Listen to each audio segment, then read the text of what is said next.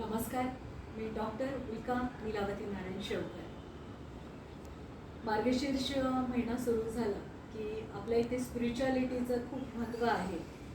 धार्मिकता आणि स्पिरिच्युअलिटी म्हणजे रिलिजन आणि स्पिरिच्युअलिटी, आध्यात्मिक उन्नती याच्यामध्ये मी फरक करते. धर्म म्हटलं की पोथी पुराणं वाचायची, ब्लाइंडली वाचायची, ती आपण का करायची याच्या पाठीमागचं सायन्स, लॉजिक समजून घ्यायचं नाही.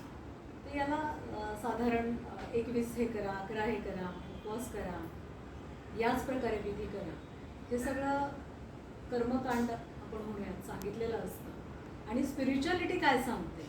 तर स्पिरिच्युअलिटी हे सांगते की माणसामध्ये प्राणी तत्वही आहे, माणूस तत्व आहे आणि माणूस तत्वामधून देवतत्व. देवतत्व म्हणजे काय?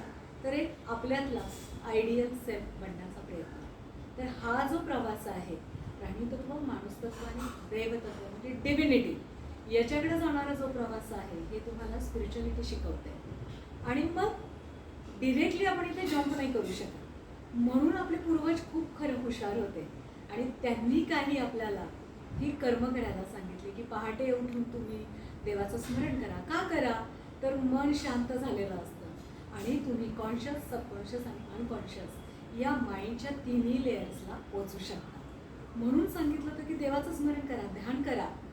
आणि तुम्ही जर भक्ती मार्गाने गेलात तर हे तुम्ही देवाचं स्मरण करून करून एका ठिकाणी असे पोहोचता की तुम्हाला सगळीकडेच हे देवाचं तत्व दिसतं आणि तुमचं मन खूप शांत होऊन जातं.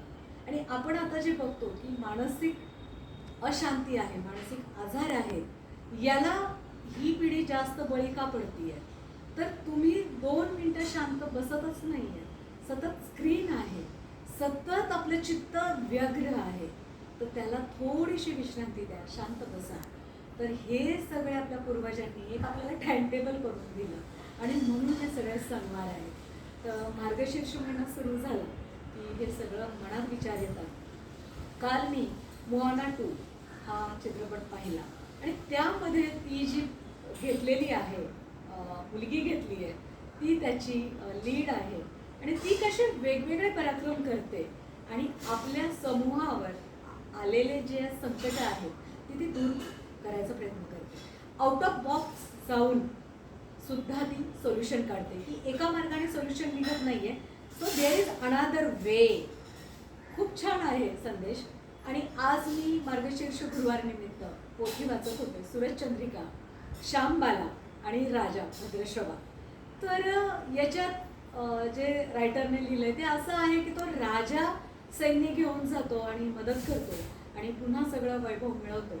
आणि राणी जी आहे तिला संपत्तीचा खूप गर्व होतो, अहंकार होतो, उत्मात होतो आणि म्हणून तिला शिक्षा मिळते आणि तिचं सगळं ते सामर्थ्य निघून जातं. तर चांगलं आणि वाईट याच्यामध्ये ही नेहमी लढाई असते.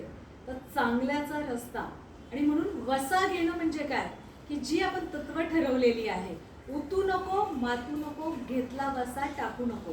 तर जो आपण चांगला रस्ता ठरवलेला आहे, चांगला रस्ता कोणता? तर स्पिरिच्युअल पथावर सतत असणं, सतत चांगल्या व्हॅल्यूज कॅरी करणं. तर उतू नको, मातू नको, घेतला वसा टाकू नको. तर चांगलं असण्याचा, चांगलं बनण्याचा आणि कालपेक्षा आज अधिक चांगलं, आजपेक्षा उद्या अधिक चांगलं असा नक्की वसा घेऊया. धन्यवाद.